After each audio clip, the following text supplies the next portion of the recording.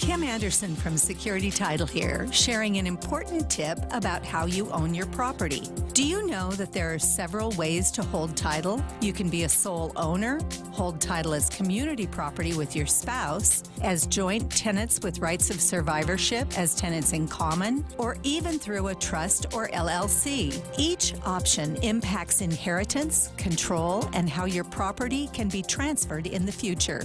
Your family attorney can help you determine what's best to avoid legal issues and protect your investment. And when you're ready to record, call the professionals at Security Title. We are here to help. Learn to lead better from the best. John Maxwell leads a list of 7 outstanding speakers at Live to Lead, Guam's annual leadership event coming February 26. What do past attendees have to say about this all-day idea fest? Go to livetoleadguam.com and see testimonial upon testimonial upon testimonial with true feelings from those who have experienced what you can when you and your team recharge and set the thoughts and strategies you'll learn into positive action. Get all the details at livetoleadguam.com. That's leadguam.com. livetoleadguam.com. Thanks to our partners, the Guam Chamber of Commerce, Guam Contractors Association, the Guam Daily Post, and 93.3 FM, The Point. Live to Lead, February 26th at the Dusatani Resort. Get details now at livetoleadguam.com. That's livetoleadguam.com. The Point is KUSG, Hagåtña, Guam, 93.3 FM and 104.3 HD3. She still believes. I'm Sue Guzman, Fox News. With the search for her missing mother now heading into a 15th day, Savannah Guthrie is issuing a new message to her mother's captors. Savannah Guthrie releasing a brand new Instagram statement as the search for her missing mom, Nancy, enters its 3rd week. I just wanted to come on and say that we still have hope and we still believe. And I wanted to say to whoever has her or knows where she is that it's never too late. This, of course, comes as the FBI reveals a black glove appears to match the ones worn by the suspect in the doorbell camera. Fox's Kevin Cork, and with more on those new glove findings, here's Fox's Max Gordon. Investigators are looking at a glove that they recovered from the side of the road about 2 miles away from Nancy Guthrie's house. The FBI says that it looks similar to the ones worn by the suspect. The gloves sent to a private lab in Florida for DNA testing. The preliminary results are now in, and authorities are waiting on official confirmation before putting the unknown male profile into the FBI's DNA database called CODIS. This process typically takes about 24 hours from when the FBI receives DNA evidence. Investigators collected about 16 gloves in various areas near the house.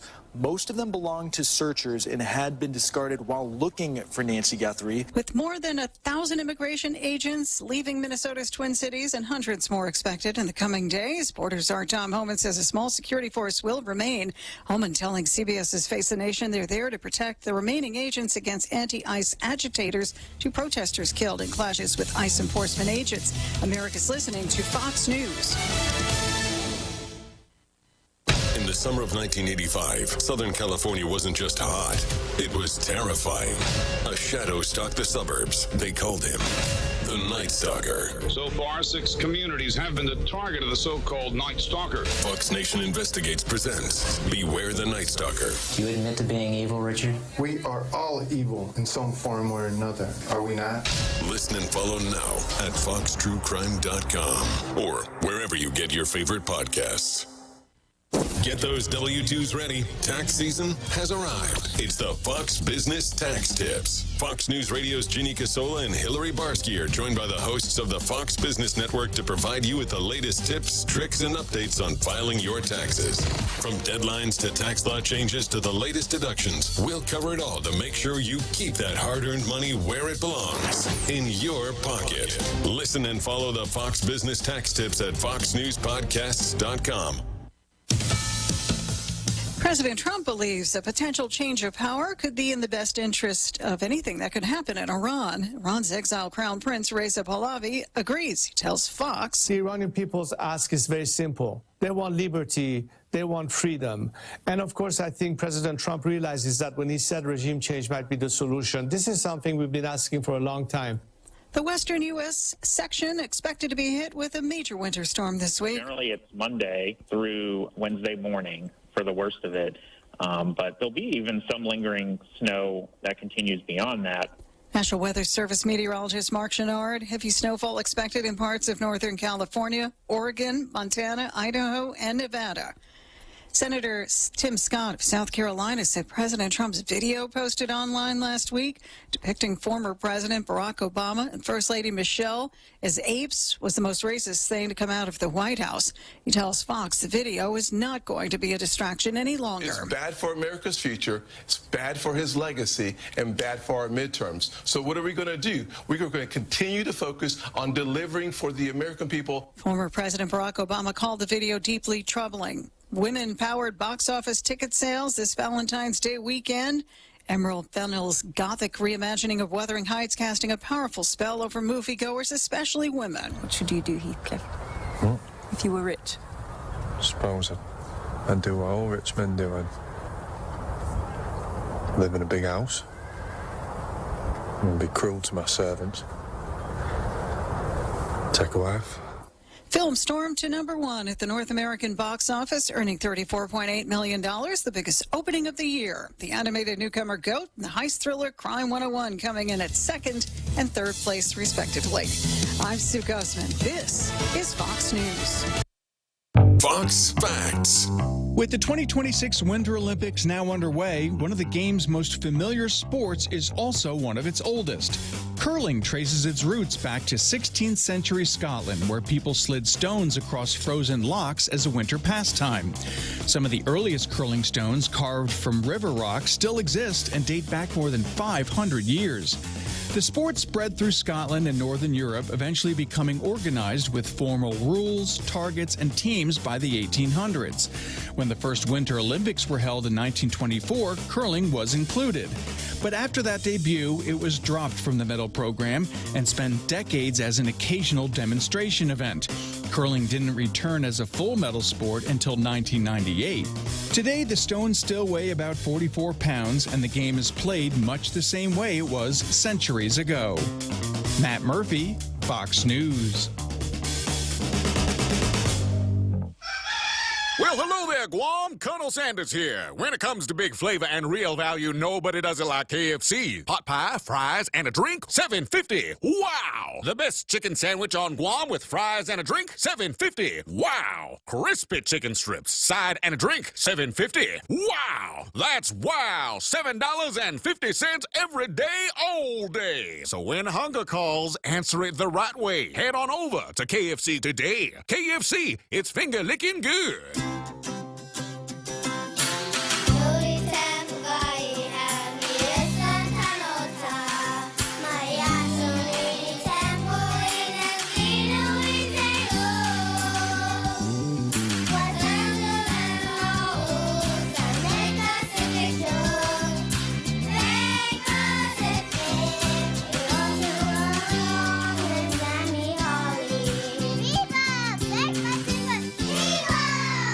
APL, global presence with a local home. APL is a U.S. flag shipping company, delivering from the U.S., Asia, and Europe with weekly arrivals to Guam and Saipan. Our local Guam team is committed to serving all your logistical needs. Call us at 588-4651 or visit apl.com.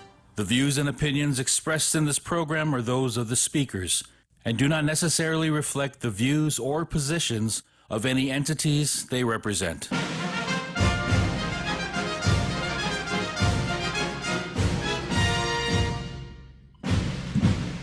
It's 1800 hours and 7 minutes. Time for Veterans with Benefits with your hosts, Karina Tyrone and Ray Shanahara. Karina Balesta. You mean Karina Balesta, right? What did I say? I don't even know. Ray's over here laughing. Ballista? Yes, Hi, everybody. Ballista. Your barista for tonight is Karina. Hey, everybody. Ray, you should have seen the look on Ray's face. He means... Hello, everyone. Welcome back. Who's Ray? Ray Shinahara. Well, I say Shinahara. How do you say it? Shinahara? You know what? I've had a bunch of conversations with my brothers of how I say it, and especially like being in the military, it's just a complicated Japanese name to say. So I used to say Shinahara all the time, but that's not how we say it at home. It's Shinohara. Shinohara. So it's interesting. But, everybody just called me Shino. Yes. Sometimes people just, hey, said S. Hey, S over here. Because it's easier? Because it's easier. All right. Always want to thank our sponsors, Ambrose Inc., American Legion, Post 1, behind Medea. Is it Medea? Just look for the big flags. You're asking me? Right? Habsaba Family Medical Clinic. 11Z's. I had, this is so yummy, hazelnut latte. So yummy. And what are you having? Black coffee. Black coffee. So they offer 11% discount for veterans and military. Domino's offering pizza to our Veteran of the Week every week. JTC Services, veteran owned. The Most Services, also veteran owned. Rob Jackson over there. Master Blasters for all your blasting needs. HMI, the veteran nonprofit organization we're a part of. And the most recent one, Guam Drunk Callers, veteran owned. You can call them at 671-788-JUNK. Speaking of that, I just saw their most recent post. Guam Drunk Callers on Instagram. Funny. They are. What was it? It was, let me see your junk. It was like, what are they doing? Send me a picture of your junk. I know. It was hilarious. It was hilarious. Everyone needs to watch it. Yeah. And Veteran of the Week, my favorite part. All right. Veteran of the Week is Ricardo Joseph Paredo. He honorably served in the United States Army, demonstrating dedication, technical expertise, and unwavering commitment throughout his active duty career. He entered military service in California and was assigned to the U.S. Army Proving Ground in Yuma, Arizona, where he completed his final duty assignment under the U.S. Army Command. During his service, he excelled in the demanding specialty of electric installer repairman, a role in which he served for 3 years and 3 months. His technical proficiency was strengthened through completion of the electric installer repair course, a 25-week program completed in 1977. Wow, 25 weeks. His performance and conduct earned him notable recognition, including the Good Conduct Medal and the Expert Badge on M16 rifle, reflecting both his professionalism and his mastery of essential soldiering skills. Mr. Paredo completed 4 years and 9 months of active service, including over 2 years of foreign service, before being honorably released from active duty in 1977. Following his discharge, he transitioned to the U.S. Army Reserve Control Group, continuing his commitment to readiness and national defense. His service reflects the values of integrity, discipline, and technical excellence that define the United States Army. Let us thank him for his service. Ricardo Joseph Paredo, Veteran of the Week. All right. And we talked about this next one, Tip of the Week, because we get questions all the time from veterans. And this one is specific. So this is Champ VA. Champ VA is for spouses and dependents and some of the things they need to know. The Civilian Health and Medical Program, also known as CHAMP VA, is a federal health care program for certain spouses, surviving spouses, and dependent children of qualifying veterans. It works as cost-sharing health coverage similar to TRICARE, but specifically for families who do not qualify for TRICARE. So I think we talked about this earlier, right? Yeah. Those that are retired can't avail of this one. Who's eligible? You may qualify for CHAMP VA if you do not qualify for TRICARE, and one of the following is true. Spouses and dependent children, you are the spouse or dependent child of a veteran who has a permanent and total service-connected disability. So that's 100%, right? Died from a service-connected disability, was permanent and total at the time of death, or died in the line of duty. Permanent total means the VA has rated the veteran 100% disabled and the condition is not expected to improve. CHAMP VA cannot be used if the spouse or child qualifies for TRICARE. Newborn children. You must be enrolled before CHAMP VA can pay claims, must have a Social Security number, and be added as a dependent with the VA. Dependent children ages 18 to 23, you must be unmarried and enrolled in full-time school to keep benefits. Coverage ends at age 23 or when they stop attending school. Surviving spouses who remarry. If remarriage occurs after age 55, CHAMP VA can continue. If remarriage occurs before age 55, CHAMP VA ends, but it can be reinstated if the remarriage ends. Spouses who are also veterans, so mill to mill, they may qualify for both VA healthcare and CHAMP VA. They can choose which program to use for each appointment. Interesting. I didn't know that. What CHAMP VA covers? It covers inpatient, outpatient medical care, emergency services, preventative care and screenings, mental health services, maternity and family planning, prescription medications, durable medical equipment, home health services, hospice care, ambulance transport, limited dental benefits. Deductibles, $50 per person per year, $100 maximum per family per year. Outpatient care, CHAMP VA covers 75% and the veteran pays 25%. How to apply? Online, you fill out the form, VA form 10-10 Delta. CHAMP VA is a really good program. There are a lot of clinics here that offer it. Veterans just don't know who to call. I would call around. I am working on a CHAMP VA directory for spouses because I get phone calls all the time. Who takes it? I don't know who takes it. Is there a 1-800 number? So CHAMP VA, I don't want to say it's new, but on Guam it is new because there are a lot of veterans getting their percentages and their increases. I think that's really important to talk about. One, what we're talking about is insurance, right? And when in that topic, thinking about like what we're doing here, connecting, individuals and helping them out with their disability claims, right? We don't do it for them. We help them with doing their disability claims. But like when we apply for your disability, we have the access for VA healthcare, and that healthcare is covered by VA insurance. And when we talk about this insurance, whether it's CHAMP VA or other types of insurance, it's who's paying for those procedures or whatever. And in some cases, individuals that served maybe over 10 years could qualify for Medicare. Individuals that are financially struggling could apply for Medicaid. And on top of that, you may be eligible to have VA healthcare insurance. So the more insurance that you have, the easier it is to pay for things, especially when it comes to like surgeries or when it comes to your healthcare. Yeah, right. Definitely important. It is.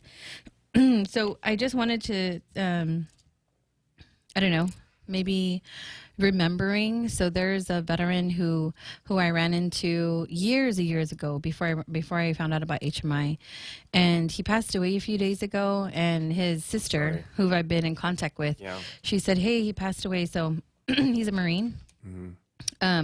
Joaquin Netedog, I used to see him on the plane heading to Tripler all the time. We were both going there to our appointments, and he would always say, "Hey, what percentage are you? You should file your claim." And I was like, "No, I'm okay. Don't worry about it." He's like, "Do me a favor. The next time you're in Hawaii, actually this time, right, because we would always meet on the plane, go to the E-Wing at Tripler and just knock out your claim." And I said, okay. So I did. I remember going there, not knowing what I was doing, just telling them I want to turn in my claim or check on my claim, do whatever for my VA claim. And so I went to Mass on Sunday for him. And a lot of veterans know who he is because he was a great advocate for veterans and filing their claim. Yeah. Because I ran into another veteran today who said they just don't want to do it because they don't know how. So I just wanted to. And there's a lot of people that do that. I'd say I'm one of them. Right? You get to a percentage or you don't have a percentage, and you're tired of all of the papers and everything that you're dealing with. You don't even know how to read half of this stuff. It's like 20 pages long of just nonsense and, website links and everything. And you just give up, especially if you do try and then you get denied. It's so easy to be like, you know what, I guess this is it. I'm just going to deal with it. But, when we talk about it at the boot camps or at HMI, like, don't give up. Because you just see these amazing stories of other people who didn't give up, that got, whatever percentage that they deserve, whether it's 80%, 10%, 100%. And it's because they didn't give up and they stuck to the, they stuck to it and fought for what they deserve, especially if a lot of us, we don't think anything's wrong with us, right? We live on this baseline of like, I'm okay, right? But we don't realize that some of the conditions or symptoms that we are exposed to or that we have are injuries that we sustained while in service. And if that's the case, we should be compensated for those things, whether it's, I watched my buddy pass away, with PTSD or anxiety, or, I fell off of a Humvee and I hurt my elbow or my knee, and it's just caused me all of this pain, plus 30 years. And it's definitely worth trying for, right? And you could do that at any of these places that, help people with their benefits. A lot of times when people are struggling, it's they go to some of these places that, hey, just go here. And I was one of them. Right? People told me about Tripler. People told me about, some of these VA veteran organizations that help out people. And I'd go there and thinking that, hey, I'm a shoo-in for, my benefits. And then I get a denial letter and everything is just like, man, I think this is it. I think I'm going to give up. Right. And, when I didn't give up and HMI reminded me, hey, why don't you do your claim? And I was like, whoa, yeah, let's try again. And then all of a sudden I see an increase, a positivity. Now I could fight the battle instead of go downhill thinking that, because of the conditions or injuries that I may have sustained, I should give up now. Which brings us to today. Today is President's Day, right? And so I want to read the part of the inaugural address that President Lincoln gave on March 4th, 1865. With malice toward none, with charity for all, let us strive on to finish the work we are in, to bind up the nation's wounds, to care for him who shall have borne the battle, and for his widow and his orphan, which is the VA mission statement. Yeah. To take care of veterans. Yeah. What did you have on that? You said you had the target audience was expanding to include veterans, families, caregivers, and survivors, right? We think that when the veteran, passes away, that's it. But a lot of us forget that veteran, his or her service, also contributes to the family sacrifice that they needed to have, especially, being from Guam. Our family takes a lot, having to displace from Guam, moving to a different place, whether it's a location, region in the United States, and you have to live in that area and you're away from your family. It's hard for people that are so tight-knit together. And whatever the scars that we may have acquired over the years, whether it's deployments or, family issues, because, dad has to go to training tonight in the middle of the night, and it may be awkward, but mission comes first. And we have to, as a service member, we have to, push on, but so does our families, and we forget about that. And President Lincoln said it best, we have to take care of our families. And there's so many programs that were created around that, right? Like Champ VA was one of them. That's for the spouses and the surviving dependents, and also parents. Yeah. Because parent can be your dependent. Yep. So that was a great, reminder about President Lincoln and the message. Yeah. And that mission statement it really reflects the sacred commitment we make to everybody. When I think about that, especially being a service member, we talk about that on active duty. We leave no comrade behind, right? We take care of everybody, and that commitment never ends. And when they take off that uniform, what are we going to do to take care of them? Considering they sacrifice so much. Think about the wars that we have revolved around, in the past 100 years, and all of the people that may have gotten hurt, that sustained injuries and had to leave service and had to deal with those injuries, and what their families have to deal with, especially for individuals that, have had shell shock or PTSD, and how they have to live with that every single day because of their commitment at the time on active duty of committing to serve and protect the country. They may have sustained some injuries like PTSD, and sometimes we forget about the wounds that are unseen. Yes. I think I have to remind some people about that whenever someone, sees IDs and they say it's 100%, but then the veteran's still walking. They say, oh, how did a veteran get 100%? And that's what I always remind them. Not all wounds can be seen. Yeah. Yep. And I think that's like a stigma around veterans. Oh, you're 100%, you're faking it. Well, Mm-hmm. you don't want to, to explain it to them because you don't have to, not as a veteran. No. You don't have to explain what you went through, especially to a civilian. It's hard for them to understand that. Yeah. Well, last week we had our second annual summit up at Anderson. I know I sent some photos to Jose, and I think he does like a little slideshow. Did you do one of those, Jose? A little slideshow. I think he likes. Look, there's Bob. So we had Bob Kelly. So Bob Kelly, whenever he comes to our, to our outreach that we do, he normally does. He always pushes for enrollment in veteran organizations. But this time he's like, Karina, I have something. And I said, okay. So I didn't review his slides right before he went up. So he did VA math. So you know what he was doing? He was having the veterans use ChatGPT to figure out their rating. He wasn't saying add this, multiply this, do this. It was more of that. So ChatGPT could come in clutch a lot of times. Yes. So I'm all about it. So we had this at Anderson Air Force Base Sunrise Conference Center. Yeah. We had Master Sergeant, I think it's Warsaw. I think I'm saying its name right. We have Senator Sabrina Salas Mantanani give some updates about what's going on here in Guam. We had a few resource tables. We had military auto. We had Ben Servino, and look at those cool lights. Look what they did. They put VA Summit. That's really cool. Nice. Yeah, that was neat. Hollywood, right? It was well attended. Some veterans couldn't get on because you had to have access to the base. Yeah. And then we had on the first day we had Senator Manzani come. Then the second day we had the Lieutenant Governor come, and then we also had the congressman come on the second day. He was supposed to come on the third day, but then we also had Miss Wendy Schwartz call in from Hawaii. She gave SAFE training, and then we have accessible van transportation services from Ben Servino. His presentation was amazing. It's the first time I've heard him present, and I really liked it. We had Colonel Mofness. Colonel Mofness. He's the veteran liaison from the governor's office. There's Mr. Joe Pangilinan. This was, I think, this couple, they were always the first. They were always there early, especially because the traffic was not great coming in the gate.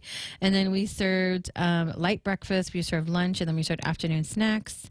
This was, so this group of all these veterans with me and Mary Uggan, that's the 44th. We always try to take a photo of the present and past 44th APS members of the Air Force Reserve. There's Arnold. He was our tech guy running all the things, slides, national anthem, Guam hymn. There's Miss Mary, Miss Edith. That's our registration table. Shows our calendar of events. This is GSAT, Guam System for Assistive Technology, Miss Leah Abalon.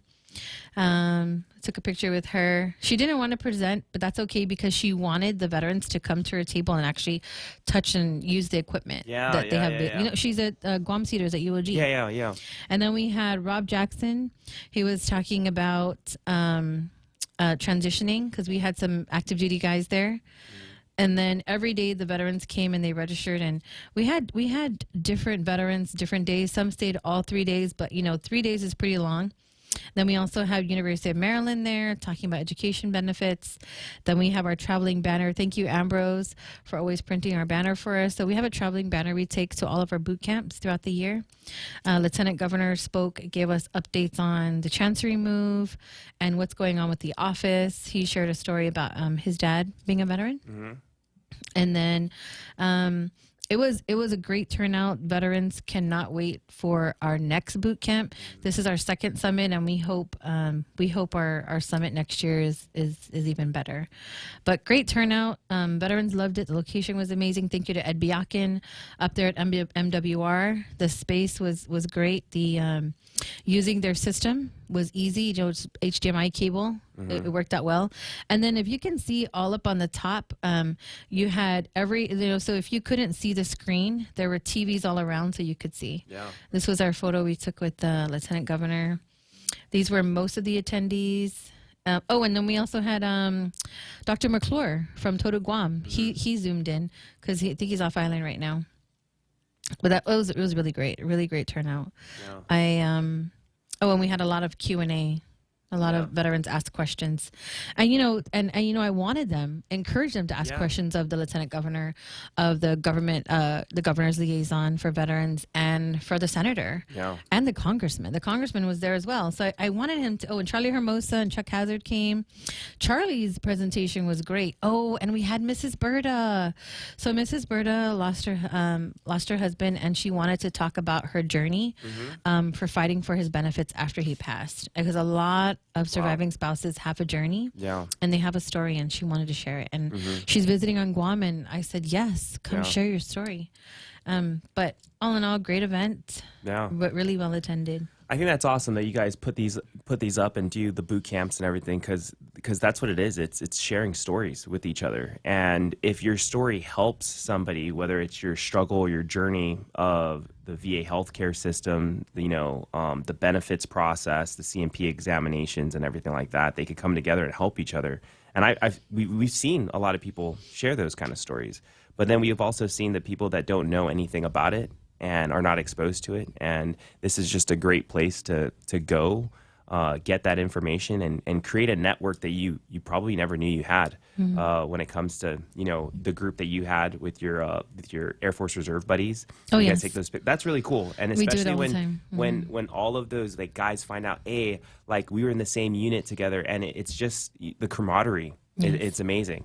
I've experienced it at the VA. Here I am doing a psychological assessment with a bunch of people for CPT, and then the person right next to me is just super chill. And then I find out it's my buddy Kurt Dog. He's we both served together in Hawaii, but we were just we didn't want to be at the VA. I haven't seen him. We haven't seen him since the last time we all hung out. He's doing good. We hang out every night. So that's good. Oh, it's time for a break. Gosh, already. Time just flies by. We have all the stuff to cover. Yeah. Right? You're listening to Veterans with Benefits on 93.3. We'll be right back. See you on the other side.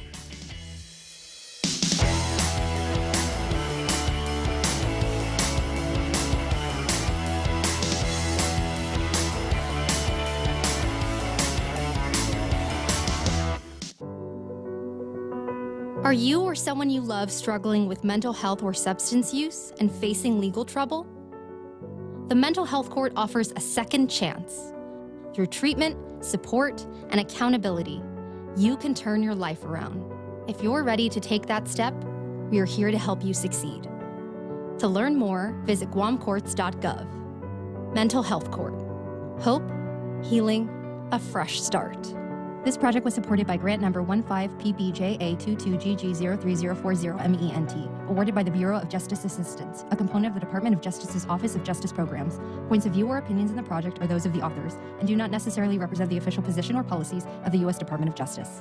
Kim Anderson from Security Title here, sharing an important tip about how you own your property. Do you know that there are several ways to hold title? You can be a sole owner, hold title as community property with your spouse, as joint tenants with rights of survivorship as tenants in common, or even through a trust or LLC. Each option impacts inheritance, control, and how your property can be transferred in the future. Your family attorney can help you determine what's best to avoid legal issues and protect your investment. And when you're ready to record, call the professionals at Security Title. We are here to help.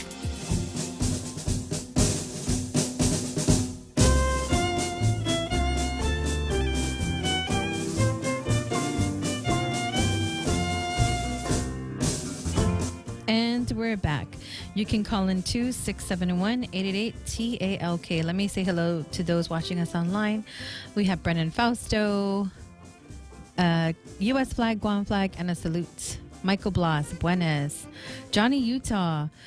Nobody should be commenting on a veteran's ID after looking at it. That just sounds weird. Must be a Democrat. Rosalind Cruz, listening. Ron Lux, Dr. McClure, yes, isn't he the best? Brendan Fausto, good reading, better warfighters.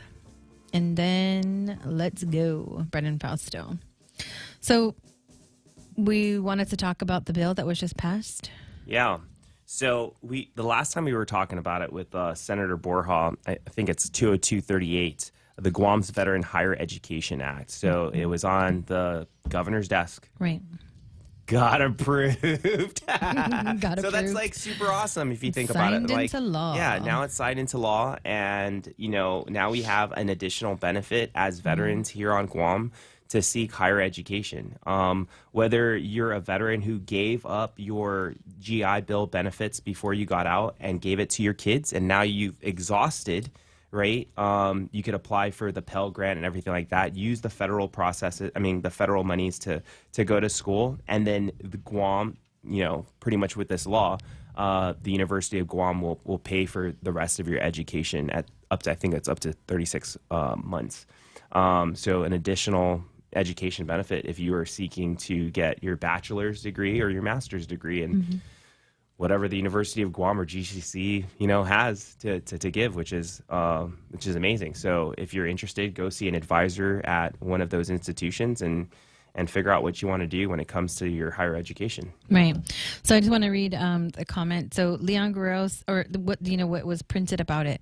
Leon Guerrero said she supports providing educational benefits to Guam veterans and their families, but also expressed her extreme disappointment with members of the legislature who passed the bill without providing a funding source to cover the cost. She said this decision by the legislature is an expression of its actual lack of concern for our veterans, as if they don't matter enough, and let me finish, to allocate funds to pay for the benefits the members claim they want so badly to provide. The governor said the people who will now have to shoulder the financial burden are the other students at UOG and GCC. The tuition waiver would cost UOG $1.2 million. Tuition waivers are not paid out of legislative appropriations, but from tuition revenue funds. Despite the legislature's failure to fulfill its sole organic act duty, which is to appropriate funds to pay for services it mandates, I'm still signing this bill because our veterans still deserve these benefits for their invaluable service to our community, the governor wrote. Yeah. So I think you mentioned something about the 1.2 million. So that wasn't. Yeah, so that was like their study of like how many veterans were going through, UOG. So UOG is currently. Yeah. So if you think about like the bill and the intention of the bill and what it was supposed to do, it was supposed to like be something that you could use after you've exhausted all of your resources, right? So it's probably like if you had 100 veterans, it's probably like maybe 5 that would actually use it, because those veterans who are using their benefits probably already maximized and got the degree that they need. They're going to move on, right? Eventually. And if they want to pursue higher education, then sure. But when it comes to like everybody just dropping down, like, hey, we're going to use GovGuam's, thing, that wasn't the intention of the policy. And when we were talking to Senator Borja, we were talking about space availability, right? Because UOG isn't filling in all the seats right now, and having those open seats with those, professors and teachers getting paid, like we might as well just put the veterans in there, where are the costs, if anything, like maybe the books and stuff like that. And it's interesting because like what the governor was talking about, how we didn't appropriate any funds for the veterans and everything like that. Like we were trying to get away from the moving funds. And yes, absolutely, we should be, helping the veterans, whether it's moving or shifting some money around to help them with their higher education. Most people would think about that. But when they were trying to do the bill, they were trying to look for a way to help people without having to mess with any of the general fund. And that's always a good thing when, we're not worrying about the government losing money or whatever, even though there's a lot of talk on it right now. Yes, definitely. Like, whoa, we're using 2024 money now. No monies from 2024, 2025 for 2026. That's a different topic. Well, yeah, it is. But it's on the front page today. No money for the Guam Office of Veteran Affairs. There's no money. Yeah.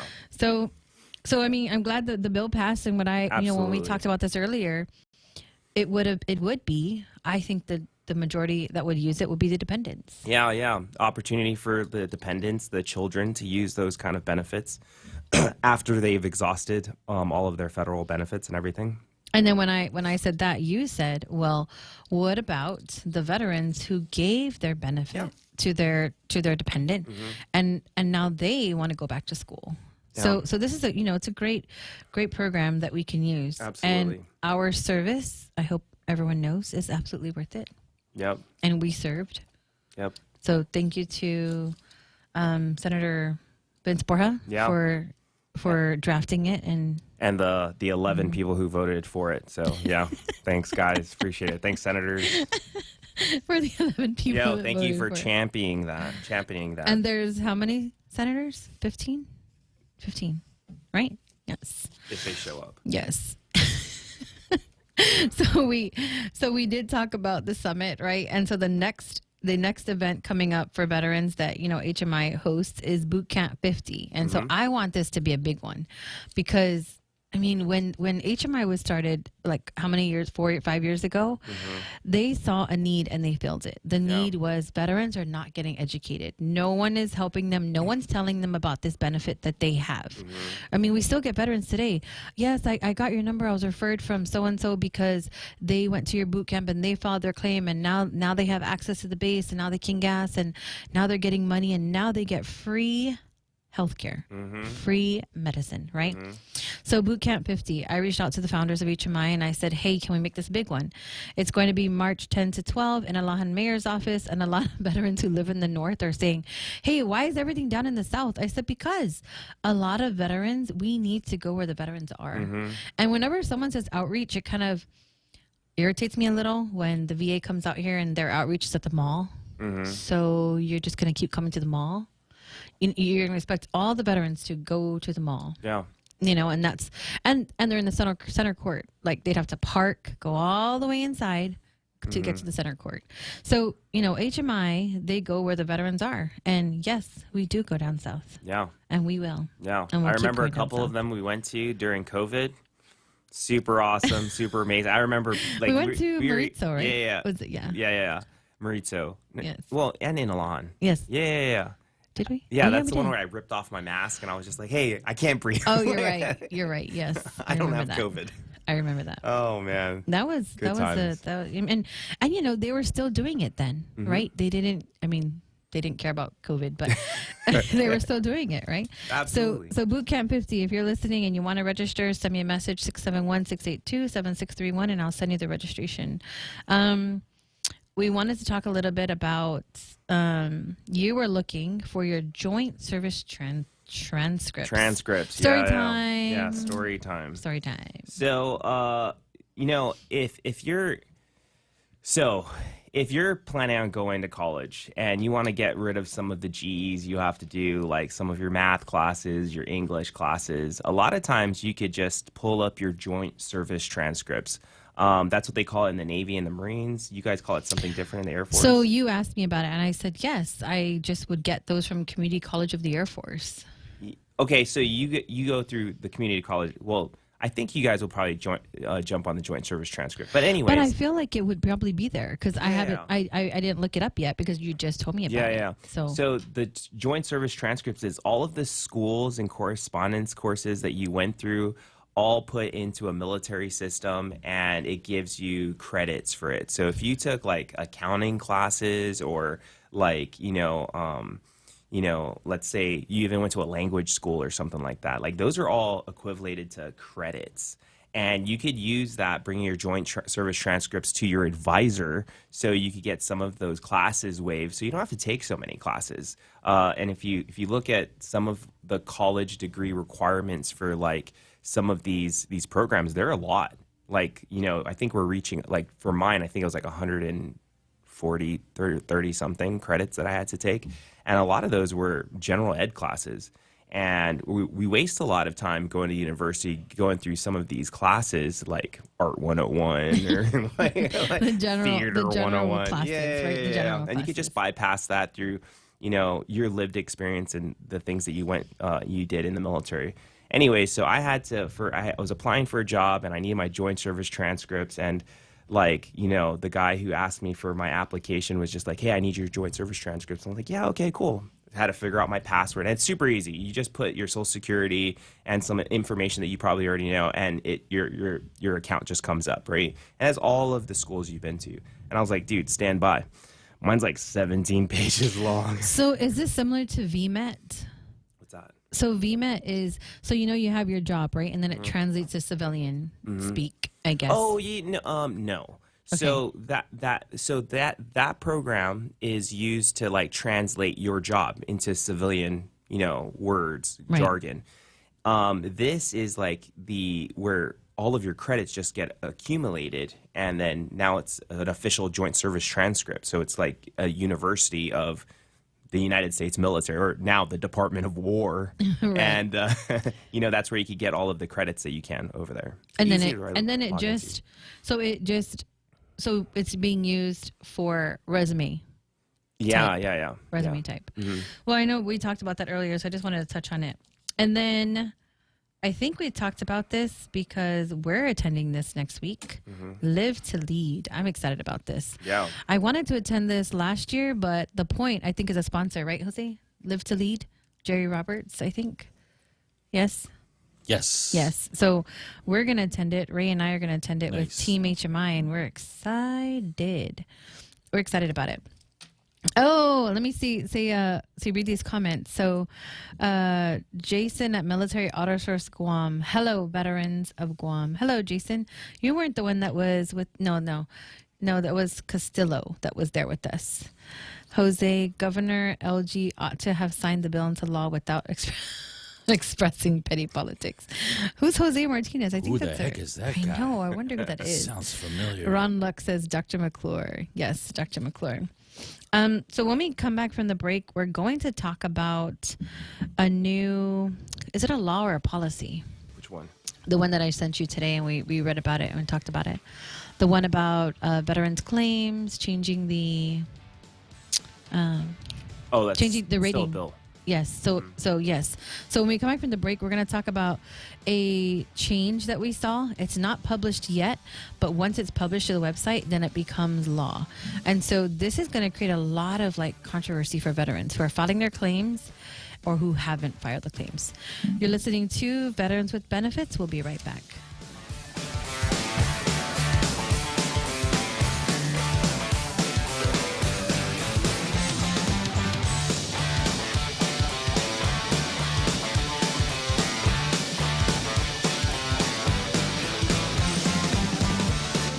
Boss 104, The Point, Star 101, and Lotte Hotel Guam present the 2026 Island Wedding Expo. Mark the date, Sunday, June 14th. Join us as we showcase an abundance of elegant choices for your special day. Table spaces are now available, but hurry, they're filling up. If you're a business that caters to all things weddings, from coordinators, florists, cakes, photographers, and more, call 888-7346 and connect with Doris, Shanzi, Daryl, or Michelle. For more information about the 2026 Island Wedding Expo, call 888-RDIO. Well, hello there, Guam. Colonel Sanders here. When it comes to big flavor and real value, nobody does it like KFC. Hot pie, fries, and a drink, $7.50. Wow! The best chicken sandwich on Guam with fries and a drink, $7.50. Wow! Crispy chicken strips, side and a drink, $7.50. Wow! That's wow! $7.50 every day, all day. So when hunger calls, answer it the right way. Head on over to KFC today. KFC, it's finger-licking good. Recharge your team. Live to Lead. Guam's top leadership event is back Thursday, February 26. Learn from Global Leadership Authority John Maxwell, author, speaker, and church founder Craig Rochelle, international coaching leader Valerie Burton, the Savannah Bananas CEO Jesse Cole, and you'll gain valuable insights from local speakers Jessica Barrett, CEO of Barrett Plumbing, Frank Camacho, who went from professional athlete to creating high-quality cutlery for Crank Industries, and Dr. Bo Wheeler, CEO of Guam Regional Medical City. Get all the details at livetoleadguam.com. That's live, the number 2, leadguam.com. livetoleadguam.com. Thanks to our partners, the Guam Chamber of Commerce, Guam Contractors Association, the Guam Daily Post, and 93.3 FM, The Point. February 26th at the Dusatani Resort. Get details now at livetoleadguam.com. That's livetoleadguam.com. And we're back.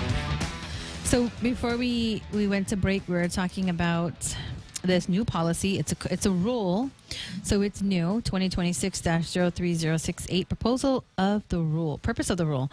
The VA is amending its schedule for rating disabilities to clarify that disability evaluations must reflect the actual level of functional impairment experienced by veterans, including the effects of medication and treatment. This corrects recent judicial interpretations that required the VA to estimate what a veteran's disability would be without medication, which VA believes is erroneous and disruptive. So the rule responds to the Ingram versus Collins case of 2025, the decision, which mandated that VA discount the effects of medication when evaluating disabilities. VA argues this approach would require re-adjudication of hundreds of thousands of claims and retraining of personnel, causing systematic delays and administrative burdens. So they're publishing this policy so that it just stops it. It just stops it, because, I mean, that would just require everyone's claims to get re-adjudicated, and that would be a mess. Yeah. So what they're saying is the VA reaffirms that disability ratings should be based on the veteran's actual condition as it exists in daily life, not hypothetical scenarios without medication.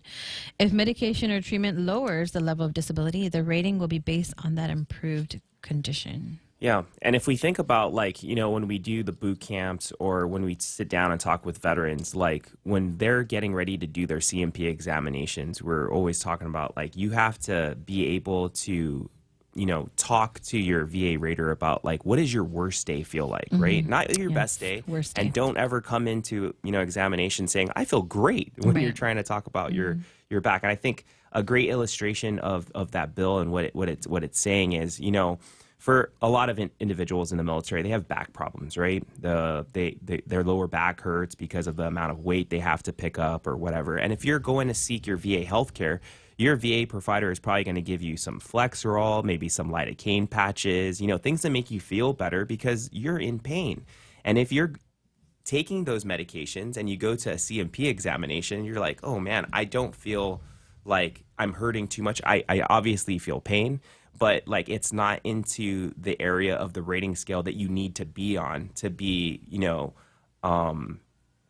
evaluated like objectively, right? So if we're looking at a person's, like, you know, movement and their strain of pain, like it's not going to be fair because we're medicated versus if we weren't medicated, and that's what the VA is going to be basing everything off of, not medicated. I think that's a game changer for a lot of people that have to use that medication on a daily basis just for natural daily function. But let's be honest, though. A lot of veterans hate taking medicine. They forget about it. They forget about medicine, which, you know, and, you know, memory issues, right?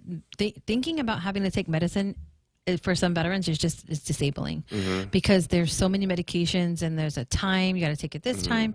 So, I mean, they should rate on what you are today, not, oh, the medicine's going to fix you, because not every veteran wants to open a bottle. No.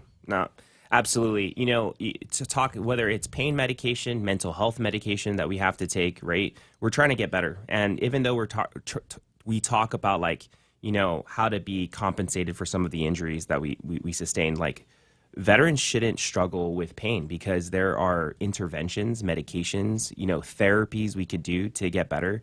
And if that's something that you want to do, then go after it, whether it's going to, you know, your appointments for pain management, it's going to your physical therapy, it's going to see a counselor because, like, you have intrusive thoughts or bad dreams. Like, definitely go seek that kind of help because the help is out there. For individuals that are having a hard time taking their medication, you know, some of the things that I talk about, you know, with patients and everything is use technology. We all have a phone. Like, even though it seems easy to just talk about, it's there for you. There's alarm systems that you could put on a daily basis, on a weekly basis, to remind you to take your medication, whether it's for pain management or for your mental health. You know, remind you to go to your doctor's appointment. Like, I think we just had an issue because I forgot to put something on my phone about the live to lead. Yes, after I reminded you, like, oh, thanks for reminding me. Whoopsies. Because, like I said, like, Jimmy, could you like? So, what were you gonna say? You were gonna say set reminders? Yeah, set reminders. Use technology, and, you know, believe it or not, the VA actually gives you these. It's called the assistive technology. And, you know, they'll give you an iPad to remind you to talk to the VA, take your medication and everything. It helps increase your quality of life. And I think when people, you know, because we have a lot of older folks that, you know, are reluctant to use assistive technologies like your phone in their daily lives, it could really change your life. And sometimes in a negative way, if you're doom scrolling on Instagram, that's definitely a bad behavior that I talk about with patients. But like, it allows you to communicate with your healthcare team, especially if you're using the My Healthy Vet app. But it also has a lot of things to help individuals, especially if you're struggling with mental health. There's a bunch of mental health apps you could use to calm down, remind you of better habits and behaviors to make. And it's just technology that's there, that's available. If you're looking for it, we could probably connect you to it. Or just talk to your VA staff when it comes to your mental health or physical health, and they'll help you with addressing assistive technology into your life. So that's one thing that we ran into, right, most recently.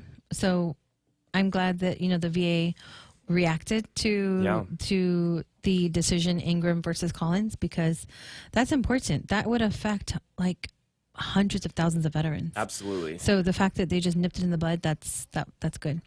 And one of the conditions that is always, which falls kind of into this before Collins, Ingram versus Collins, is high blood pressure, hypertension. Yeah. Veterans always get rated 0%, and you always see the reasoning, because you're taking medicine, and medicine makes it better, So, I mean, that was an important change that we talked about. There's another one that you talked about, apportionment. Yeah. So another thing that's happening right now is apportionment. So apportionment is the VA's process of redirecting a portion of a veteran's monthly compensation or pension to dependents. That could be your spouse, your children, or your parents, when the veteran cannot or will not use the funds for their support. So when we think about that, we think about people that are incarcerated, people that have passed away. And, when it comes to that, it's just really clarifying who gets that apportionment. I think it's really crucial, especially veterans here on Guam, when we talk about like common laws and everything like that. We have to be accountable for the money that we spend, and sometimes, we don't have the legal justification to have it, whether you're married or you're not married, if the kids are actually legitimately yours or not. But if all the documentation is right, then when you get incarcerated or you pass away, the funds that you would get would go to those benefactors that you would have.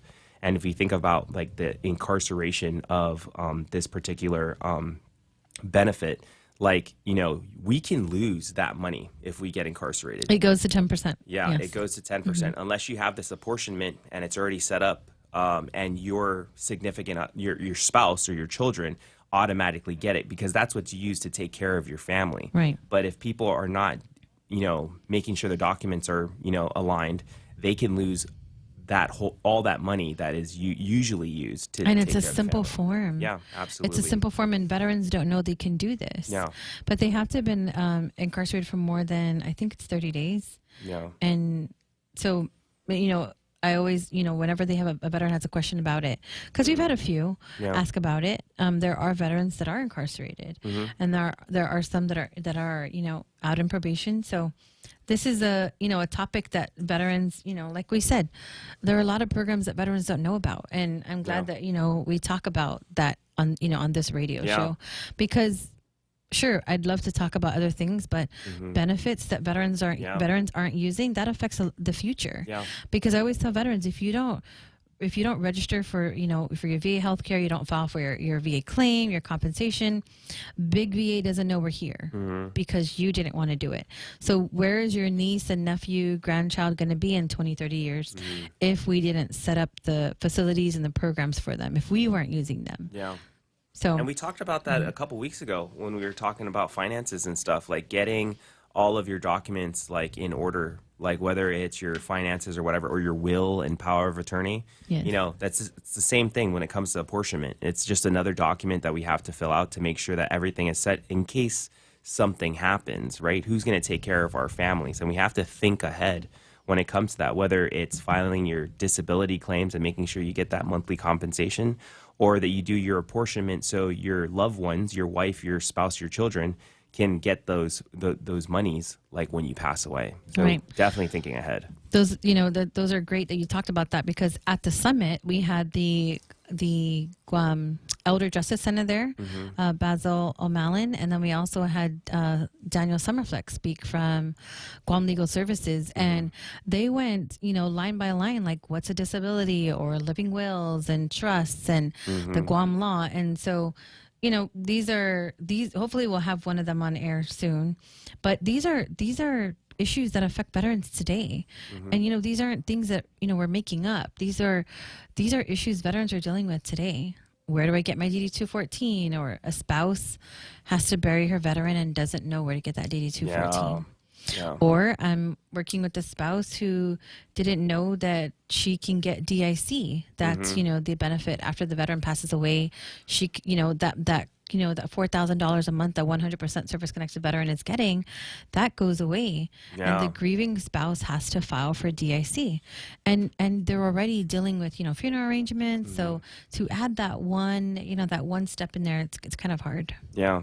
And it's definitely worth, Karina and I are looking at all these laws and everything that are literally coming up. And DIC is one of the big ones that are coming up because they're trying to change the policy when it comes to paying your surviving spouse. Technically, with how things are written, your wife can't remarry if you pass away. If she does, you lose all your benefits. Well, unless she's 55 or older. Yeah, that's right. But those are things that you have to think about because you want your wife to be happy, and sometimes it's moving on. It's with someone else. Yeah. But thinking about the future, they spent their life. Whether you married and stayed with your significant other, you are entitled to those benefits too. And with some of these laws that are being passed and changed, we just have to take care of each other. Yes. But they're changing. It's definitely worth. And we're always gonna share the most recent, current, everything going on because things change so fast. I mean, how can you keep up? Do you have anything else to say? No, tons of information out there. If you need any help, just remember to ask. Yes, and I always say, stay ready, stay informed, and as always, thank you for your service. We'll see you next week.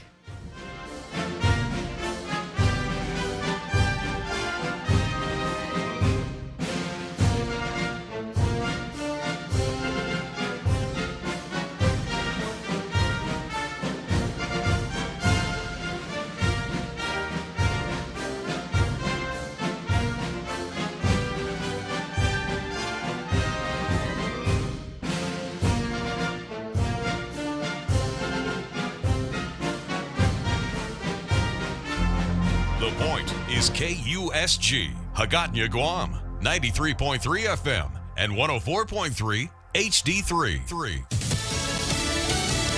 The partial shutdown continues. I'm Ted Lindner, Fox News. The federal government remains shut down. Part of it as Democrats call for ICE reforms, but Republicans say it's time to move on. Fox's Jill Nato with more. Democratic Senator Chris Coons of Delaware said the White House is willing to listen to his party's call for an overhaul of ICE because of an outcry from Americans. He said people are fed up with seeing brutal tactics by ICE agents and told Fox News Sunday, they ought to wear body cameras. You ought to be able to know